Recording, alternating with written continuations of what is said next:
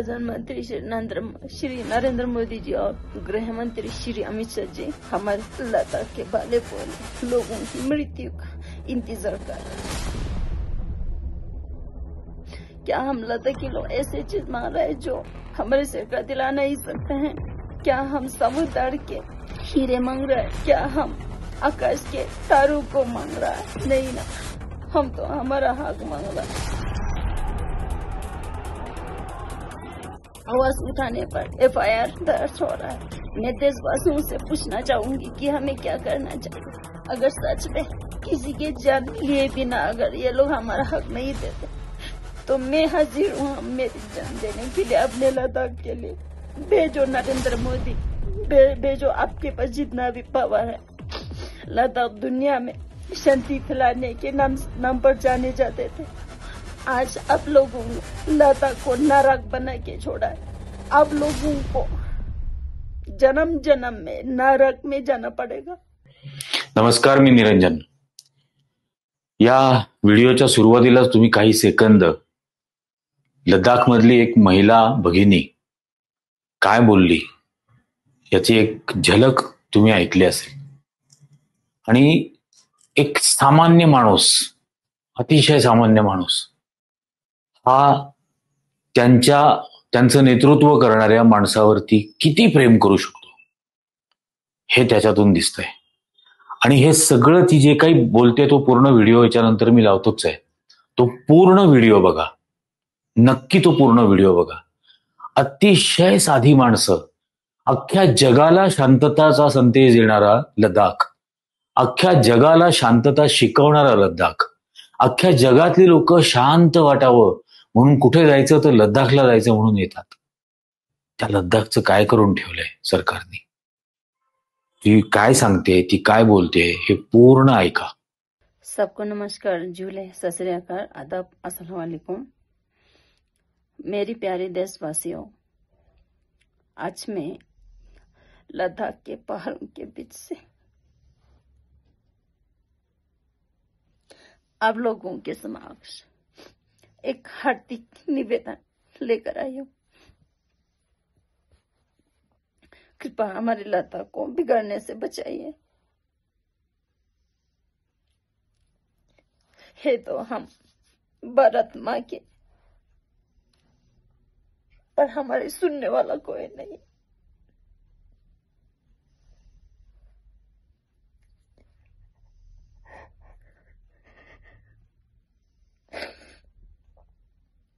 हमारे बाले बुले लोग यहाँ पर 13 दिन से अनशन पर है, सिर्फ पानी और नमक पर, और रूलिंग पार्टी के कोई भी मेंबर सुनने को तैयार नहीं है। मुझे ऐसा लग रहा है कि हमारी गवर्नमेंट, हमारी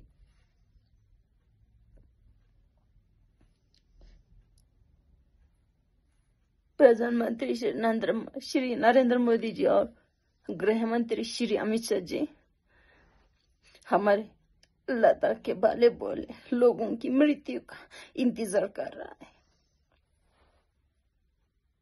और उनके अंडर काम करने वाले यहाँ के हमारे चीफ एग्जीक्यूटिव काउंसिलर और सारे मेंबर्स, सारे रूलिंग पार्टी के मेंबर्स अनशन के स्थल पर कदम भी नहीं रखा है। और अनशन के लोगों के चिंता करने के अलावा बिना वो लोग उल्टा सीधे कॉन्फ्रेंस कर रहा है। तो हमें क्या करना चाहिए? मैं देशवासियों से प्रश्न करना चाहूंगी, क्या हमारी गवर्नमेंट, क्या हम लद्दाखी लोग ऐसा चीज मांग रहा है कि जो हमारे भारत के संविधान में नहीं है? क्या हम लद्दाखी लोग ऐसे चीज मांग रहे हैं जो हमारे सरकार दिला नहीं सकते हैं? क्या हम समुद्र के हीरे मांग रहे हैं? क्या हम आकाश के तारों को मांग रहा है? नहीं ना, हम तो हमारा हक मांग रहा है, लेकिन हम लद्दाखी लोग हर जंग में हमारे वीरों के साथ कंधे से कंधा मिलाकर जो जो कर सकते थे वो हम करते आ रहे हैं। पर अभी जब हमें भारत माँ से कुछ चाहते थे, हमारे रूलिंग पार्टी से हम कुछ मांग रहा है जो वो लोग अपने मैनिफेस्टो में रखा है 2-2 बार, अभी खुद का वादा नहीं निभा रहा है। हमें हमारे हक को मांगने की अधिकार नहीं है, धमकियां दे रहा है। आवाज उठाने पर FIR दर्ज हो रहा है।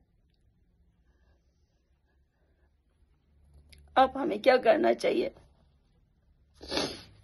क्या सच में रूलिंग पार्टी लद्दाख के बाले बोले मासूमों की जान लेना चाहते हैं? हमें बहुत बुरी तरह से गंदा ट्रीट कर रहा है। हमारे सुनने वाला कोई नहीं है इस देश में।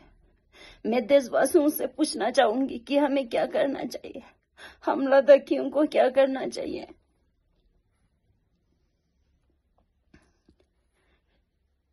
अगर सच में रूलिंग पार्टी श्री नरेंद्र मोदी जी और श्री अमित शाह की अध्यक्षता में जितना भी रूलिंग पार्टी में लद्दाख में मेंबर्स हैं, वो लोग भी लद्दाख के अवाम, लद्दाख के पब्लिक के सुनने को तैयार नहीं है। जहां पर अनशन चल रहा है उस स्थल पर वो लोग हालचाल पूछने की बात तो दूर की बात है, वहां पर कदम तक नहीं रख रहा है। ये आज ही नहीं है, आज का नहीं है, ये 2019 से चलते आ रहा है। अब हमारे लोग, हमारे जाने माने सोनम वांगचुक जी, जो हमारे लद्दाख के अवाम की आवाज है, उनको हर तरफ से तकलीफ पहुंचा रहा है।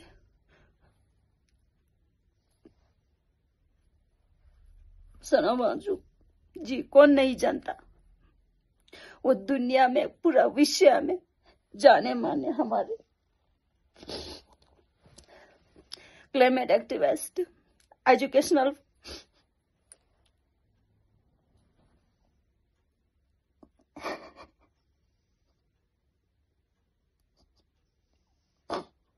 सोनम वांगचुक जी को कौन नहीं जानते। अगर सच में किसी के जान लिए बिना अगर ये लोग हमारा हक नहीं देते तो मैं हाजिर हूँ मेरी जान देने के लिए, अपने लद्दाख के लिए मैं हाजिर हूँ। भेजो नरेंद्र मोदी, भेजो अमित शाह जी, मेरे पास भेजो, आपके पास जितना भी पावर है, पुलिस है, जो भी है, दे दो, भेजो मेरे पास। मैं हूँ सहने के लिए तैयार हूँ, यहाँ आपके गोली सहने के लिए।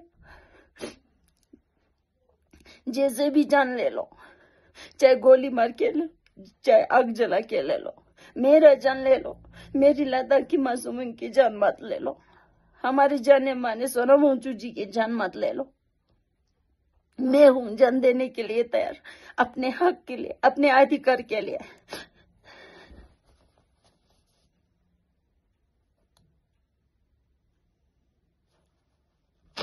लद्दाख दुनिया में शांति फैलाने के नाम पर जाने जाते थे, आज आप लोगों ने लद्दाख को नरक बना के छोड़ा है।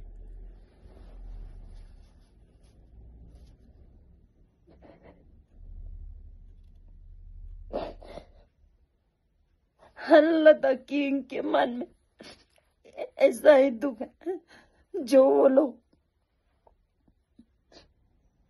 चाहते हुए भी सामने नहीं ला पाती है, क्योंकि कोई नौकरी जाने की तरस है, कोई बहुत दूर दूर ट्रांसफर में देने की डर से, कोई एफआईआर की डर से, कोई धमकियों के डर से, कोई आगे नहीं आ पा रहा है। भेजो आप मुझे जेल में, भेजो आप मुझे, मारो मुझे, गोली मारो, लाठी बरसाओ मुझ पर, लेकिन हमारे मासूमों की जान को अभी खतरा है। वो लोग भूखे में मार रहे हैं वहां पे, 13 दिन से पानी और नमक पर है। अब लोगों को जन्म जन्म में नरक में जाना पड़ेगा। इस तरह से अगर हम भले बोले लोगों को नजरअंदाज कर रहा है। आता या भगिनीचं हे बोलणं ऐकत असताना अक्षरशः 10 वेळेला डोळ्यामध्ये पाणी आलं असेल. पण बघा तुम्ही की ती सांगते की मी मरायला तयार आहे, पण माझ्या लद्दाखला खराब करू नका, माझ्या लद्दाखचा नर्क बनवू नका. हे सगळं बोलत असताना ती हे पण सांगते की आम्ही अत्यंत साधी भोळी माणसं आहोत, अत्यंत शांततेवर प्रेम करणारी माणसं आहोत. तुम्ही आम्हाला दुःख देताय, आम्हाला तुम्ही दुःख देताय आणि याचे परिणाम तुम्हाला तुमच्या आयुष्यात भोगावे लागतील. तुम्हाला नरकासारखं आयुष्य जगायला लागेल. सामान्य माणूस, त्याचा हा तळतळाट, त्या भगिनीचा हा तळतळाट आहे या देशाच्या नेतृत्वाच्या प्रती. हे कधीही घडलं नाही भारताच्या इतिहासात, कधीही नाही की इतका तळतळाट व्यक्त केला असेल कोणीतरी आणि इतक्या हतबलतेने व्यक्त केला असेल. हे तर काय करायचं आणि हे सगळं का होतंय? तिने व्हिडिओ केला होता ज्यावेळेला सोनम वांगचुक उपोषण करत होते. उपोषण कशासाठी करत होते? हा भाजपचा मॅनिफेस्टो बघा, हा भारतीय जनता पक्षाने लद्दाखसाठी केलेला मॅनिफेस्टो. त्यातलं दुसरं वचन दिलेलं आहे त्यांनी, दुसरं, की लद्दाखचा समावेश 6व्या शेड्यूलमध्ये करू. हे भारतीय जनता पक्षाने दिलेलं वचन आहे निवडणुकीतलं, दुसरंच. आणि या 6व्या शेड्यूल मध्ये लद्दाखचा समावेश करा, लद्दाखला स्वतंत्र राज्याचा दर्जा द्या, इतकंच म्हणतायत सोनम वांगचुक, मागतायत. जे वचन भारतीय जनता पक्षाने लद्दाखच्या नागरिकांना दिलं त्याची पूर्तता करा, इतकंच त्यांचं म्हणणं होतं. आणि त्यांना तुरुंगात टाकून दिलं राष्ट्रीय सुरक्षा कायद्याखाली. जणू काही त्यांच्यामुळे राष्ट्रीय सुरक्षेला धोका आहे. त्यांच्यावरती लगेच सगळी भाजपची घाणेरडी लो आयक्यू बुलडोझर मंडळी तुटून पडली आणि हे कसे देशद्रोही आहेत, हे कसे पाकिस्तानला गेले होते, वगैरे वगैरे. पाकिस्तानला सोनम वांगचुक गेले होते आणि कसे काय गेले? घुसखोरी करून गेले, जबरदस्ती बॉर्डर क्रॉस करून गेले, चोरून लपून गेले? नाही. युनायटेड नेशन्सनी पर्यावरणावरती एक कॉन्फरन्स बोलवली होती आणि युनायटेड नेशन्सनी बोलवलेल्या पर्यावरणाच्या कॉन्फरन्सला भारताचं प्रतिनिधित्व करण्यासाठी भारत सरकारच्या परवानगीने ते युनायटेड नेशन्सचे त्या कॉन्फरन्सला अटेंड करण्यासाठी म्हणून पाकिस्तानला गेले. भारत सरकारने त्यांना पासपोर्ट दिला, भारत सरकारने त्यांना जाण्याची परमिशन ग्रँट केली. भारत सरकारने पहिल्यांदा बॉर्डर क्रॉस करत असताना भारताच्या इमिग्रेशननी त्यांना जाऊ दिलं आणि नंतर येऊ पण दिलं. त्यावेळेला त्या कॉन्फरन्सला पाकिस्तानमधल्या ते एकटे गेले होते का? नाही. त्यांच्याबरोबर सुनीता नारायण होत्या, director general centre for science and environment Bharat सरकारच्या. सुनीता नारायण त्यांच्याबरोबर होत्या. त्यांच्याबरोबर निरुपमा सुब्रमण्यन होती, जर्नलिस्ट आहे, आणि त्यांच्याबरोबर गीतांजली अँगमो होत्या, डायरेक्टर आणि डीन हिमालयन इन्स्टिट्यूट ऑफ अल्टरनेटिव्हच्या डायरेक्टर आणि डीन. यांच्या सोबत सोनम वांगचुक तिकडे गेले. सोनम वांगचुकांचा तो सगळा दौरा आंतरराष्ट्रीय माध्यमांनी कव्हर केला आणि ते परत आले. आणि इतक्या वर्षानंतर तो त्यांच्या विरोधातला देशद्रोहाचा गुन्हा म्हटला जातो की ते पाकिस्तानला गेले होते.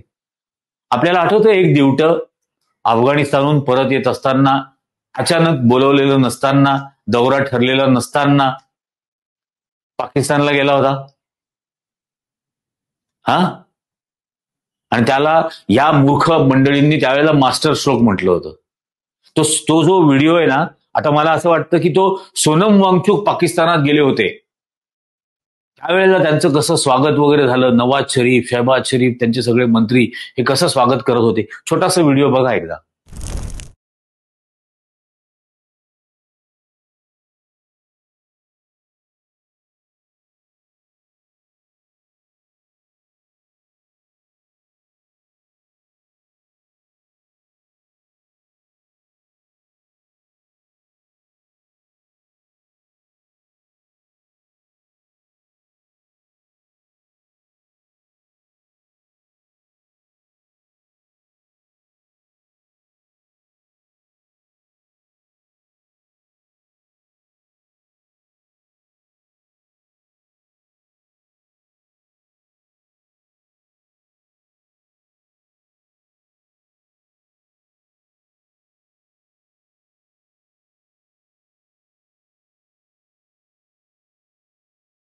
आणि आता हे सगळं झाल्यानंतर सोनम वांगचुकांच्या देशभक्तीबद्दल शंका घ्यायला सुरुवात झाली.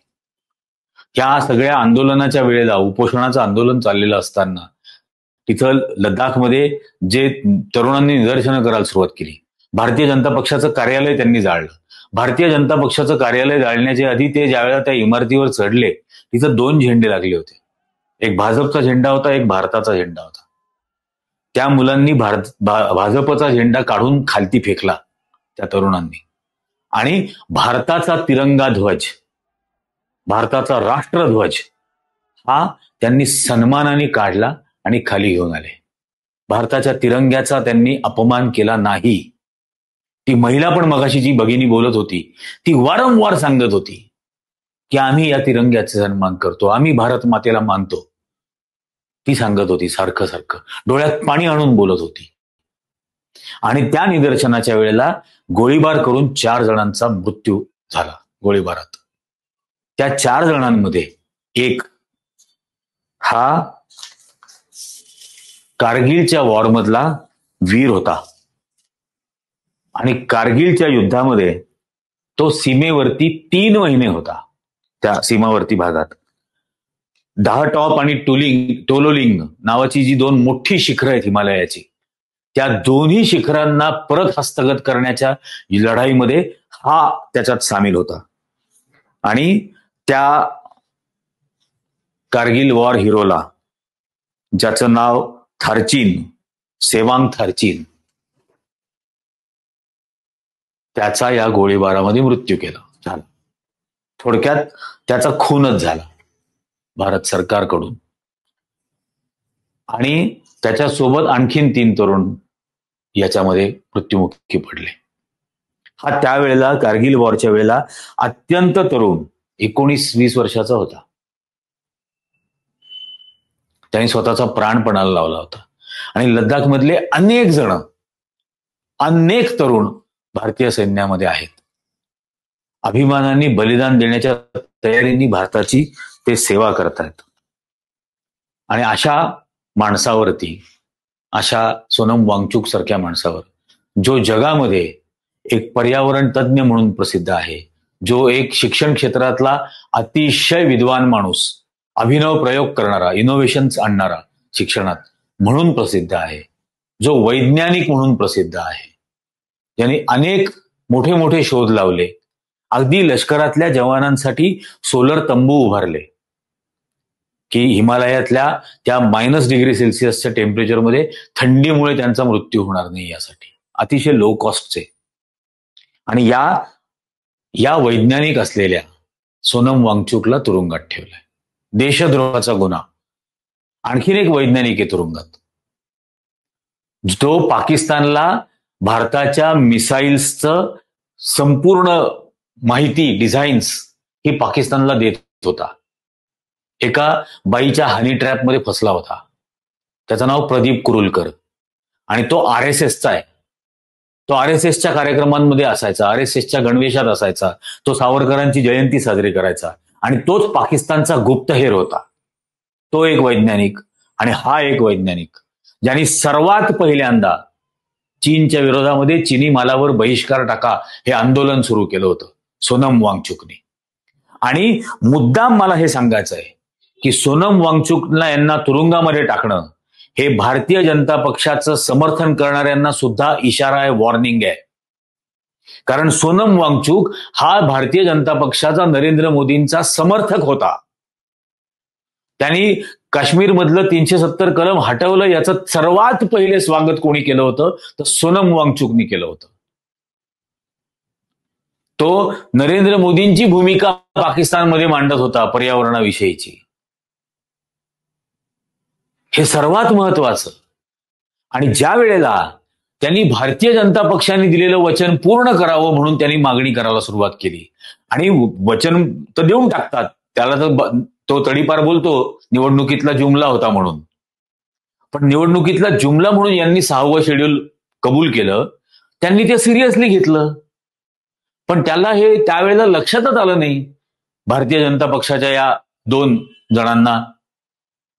त्यांना हे लक्षातच आलं नाही की हे 6वं शेड्यूल जर का लद्दाखमध्ये दिलं तर लद्दाखमध्ये असलेली खनिज, लद्दाखमध्ये असलेलं सोलर पॉवर प्लांटची ताकद, ही सगळं ठरवण्याची अधिकार हे लद्दाखच्या नागरिकांना मिळतील.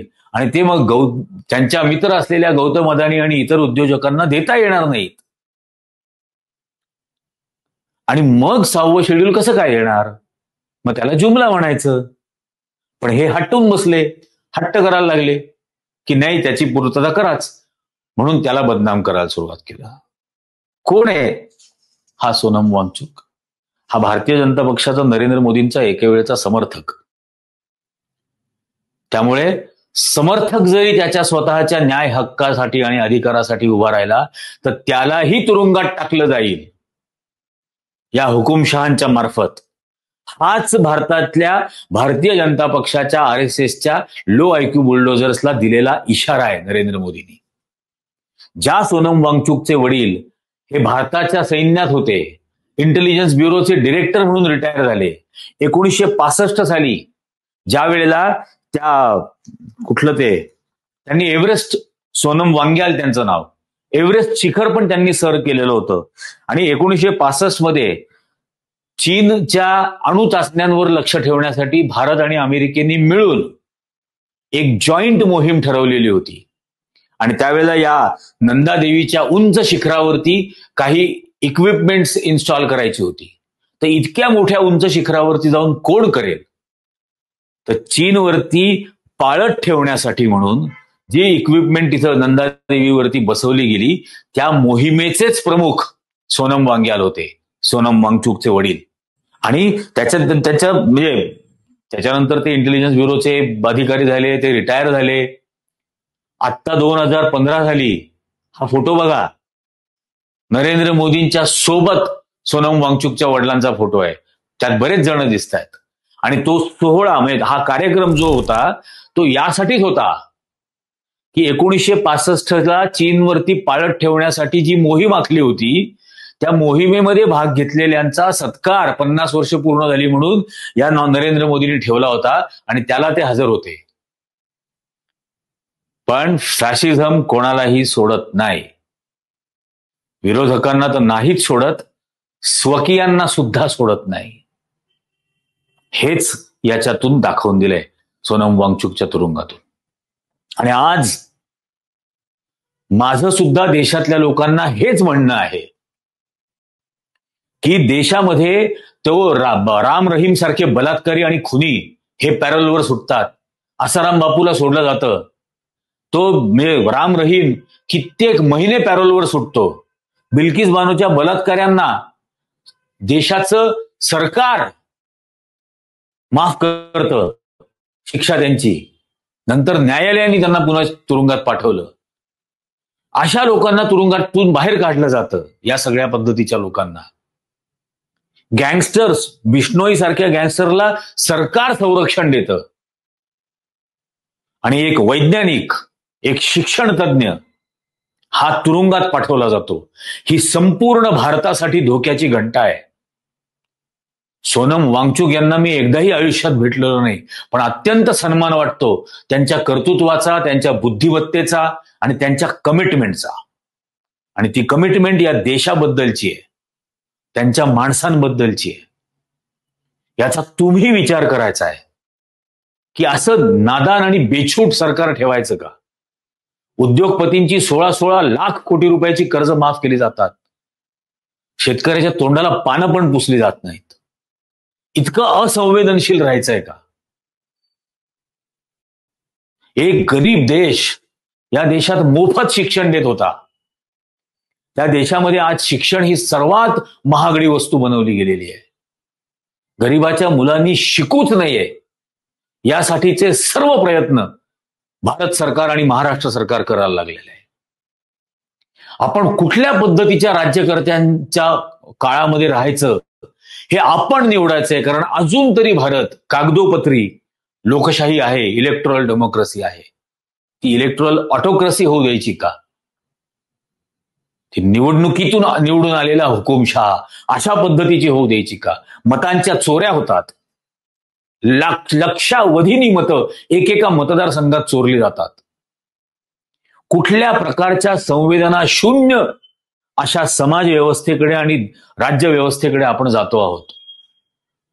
या सोनम वांगचुकला सर्वांनी भारतभर रस्त्यावर उतरून समर्थन देणं आज अत्यंत गरजेचं आहे.